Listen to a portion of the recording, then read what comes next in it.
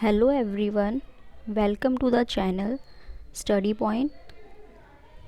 हम आज पढ़ेंगे कक्षा 10 का इतिहास का प्रथम अध्याय यूरोप में राष्ट्रवाद का उदय। ये चैप्टर जो है हम 8 पार्ट्स में कंप्लीट करेंगे, क्योंकि मैंने बहुत शॉर्ट वीडियो बनाई है ताकि कोई भी बोर ना हो, क्योंकि लॉन्ग वीडियो देखते देखते जो है सब लोग बोर हो जाते हैं और ज़्यादा इंटरेस्ट नहीं आता वीडियो देखने में। इसलिए मैंने शॉर्ट्स पार्ट में शॉर्ट वीडियो बनाई है, 8 पार्ट में इसको डिवाइड किया है। तो आई होप आपको पसंद आएगा। तो स्टार्ट करते हैं। सबसे पहले चैप्टर का नेम है यूरोप में राष्ट्रवाद का उदय। तो जैसा कि लिखा है यूरोप में राष्ट्रवाद का उदय, तो हमें राष्ट्रवाद का मतलब पता होना चाहिए। राष्ट्रवाद क्या होता है? तो राष्ट्रवाद की एक छोटी सी डेफिनेशन है कि अपने राष्ट्र के प्रति प्रेम की भावना को राष्ट्रवाद कहते हैं। यानी कि लोगों के मन में जब अपने देश के प्रति, राष्ट्र के प्रति प्रेम की भावना होती है तो उसे ही जो है राष्ट्रवाद कहा जाता है। जब वो अपने देश के लिए कुछ करते हैं, आगे बढ़ते हैं, उसको आज़ाद कराने के लिए विरोध करते हैं, स्वतंत्रता की लड़ाई लड़ते हैं, तो ये सारी भावनाएं जो हैं देश के प्रति, ये सब राष्ट्रवाद है।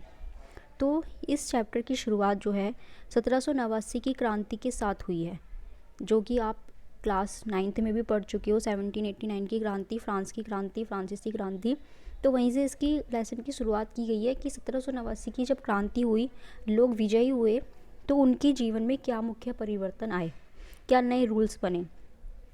तो पढ़ते हैं। सबसे पहला पॉइंट है, प्रभु सत्ता जो थी वो राजतंत्र से निकलकर फ्रांसीसी नागरिकों के समूह के हाथों में आ गई। जो पावर थी, जो सिर्फ राजा के पास थी, अब वो पावर जो थी वो राजा से निकलकर नागरिकों के हाथों में आ गई थी। एक नया फ्रांसीसी झंडा चुना गया, तिरंगा। नागरिकों के लिए समान कानून बनाए गए, यानी कि सभी लोगों के लिए एक बराबर कानून होंगे। नाप तोल की एक समान व्यवस्था लागू की गई। फ्रेंच को राष्ट्रभाषा बना दिया गया, वहाँ की राष्ट्रभाषा फ्रेंच बना दी गई। विभिन्न तरह की भाषाएं नहीं बोली जाएंगी। स्टेट जनरल का चुनाव सक्रिय नागरिकों के समूह के द्वारा होने लगा और उसका नाम बदलकर नेशनल असेंबली कर दिया गया। यानी कि जो स्टेट जनरल का पहले चुनाव होता था वो लोगों के द्वारा नहीं होता था, लेकिन अब जो है वो नागरिकों के द्वारा होगा, और जो स्टेट जनरल है उसका नाम बदलकर अब नेशनल असेंबली रख दिया गया। तो ये मुख्य चेंजेस थे जो 1789 की क्रांति के बाद वहाँ पर आए, उनके लिए रूल बने। ठीक है, तो ये कुछ अच्छी चीज़ें उन लोगों की लाइफ में हुई, तो इससे लोग बहुत खुश थे, सब कुछ अच्छा चल रहा था। लेकिन तभी एंट्री होती है नेपोलियन की। अभी नेपोलियन जो था उसने रूल कब से कब तक किया? उसने जो है 1799 से 1815 तक, यानी कि 1799 से 1815 तक नेपोलियन ने शासन किया। उसके बीच उसने जो रूल बनाए थे, अपना शासन चलाने के लिए जो चीज़ें की, अब हम उनको पढ़ेंगे। तो 1804 ये जो है मेन आता है, इम्पॉर्टेंट चीज़ है कि 1804 की नागरिक संहिता क्या थी। कि 1804 की जो नागरिक संहिता ये नेपोलियन ने बनाई थी, इसलिए इसे नेपोलियन संहिता भी कहते हैं। तो ये इसमें जो है नागरिकों के लिए कुछ रूल्स बनाए गए थे, कुछ चीज़ें रखी गई थी, नियम बनाए गए थे। तो अभी इन्हें पढ़ते। सबसे पहला, जन्म पर आधारित विशेष अधिकारों को समाप्त कर दिया। यानी कि जैसे जो राजा का बेटा ही राजा बनेगा, ऐसे जो अधिकार थे जो जन्म से ही मिले हुए थे लोगों को, तो जन्म पर मिलने वाले सारे अधिकारों को ख़त्म कर दिया गया। कानून के समक्ष समानता, यानी कि कानून की नज़र में सभी बराबर होंगे। ऐसा तो ऊपर भी था जो लोगों को मिला था, फिर नेपोलियन का राज हुआ तो ये चीज़ तो उसने भी बरकरार रखी, उसने ख़त्म नहीं की।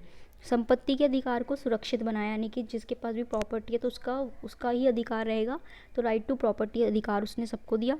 यातायात और संचार व्यवस्था में सुधार किया गया। जो भी यातायात के और संचार की व्यवस्था थी उसमें और ज़्यादा सुधार किया गया। सामंती व्यवस्था को ख़त्म कर दिया गया बिल्कुल, यानी कि जो जमींदारी व्यवस्था जो थी, जो पैसे वगैरह देते थे, लोगों से काम कराते थे, ये सारी व्यवस्था जो थी ख़त्म कर दी गई थी। किसानों को भू दासत्व और जागीरदारी शुल्क से मुक्त करा दिया था, यानी कि जो दूसरों की ज़मीन पे दास बन के काम करते थे और उनसे टैक्स लिया जाता था, तो ये सारी चीज़ें ख़त्म कर दी।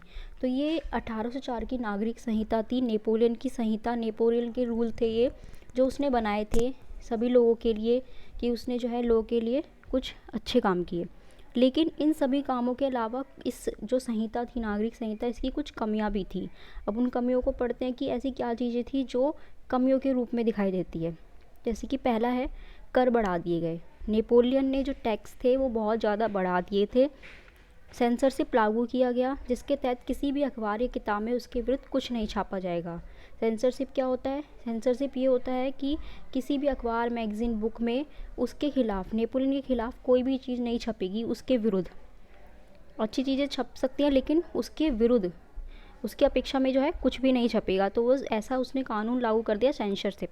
यूरोप को जीतने के लिए उसने जबरन फ्रेंच सेना की भर्ती करनी शुरू कर दी, क्योंकि उसने सिर्फ फ्रांसीसी क्रांति का, तो फ्रांस का राजा बना था, लेकिन उसे पूरे यूरोप को जीतना था।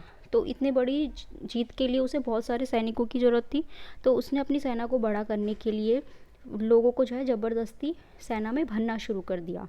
तो ये कुछ चीज़ें थी जो उसकी जो रूल्स बनाए थे उसने, उसमें जो कमियां थी वो ये तीनों चीज़ें जो लोगों को समझ नहीं आई। ठीक है, तो इस वीडियो में हमने यही पढ़ा कि लेसन की शुरुआत जो है वो 1789 की क्रांति के साथ होती है, और नेपोलियन ने क्या क्या रूल बनाए, उसकी क्या कमियां थी। अब इसके आगे का हम नेक्स्ट वीडियो में मिलते हैं।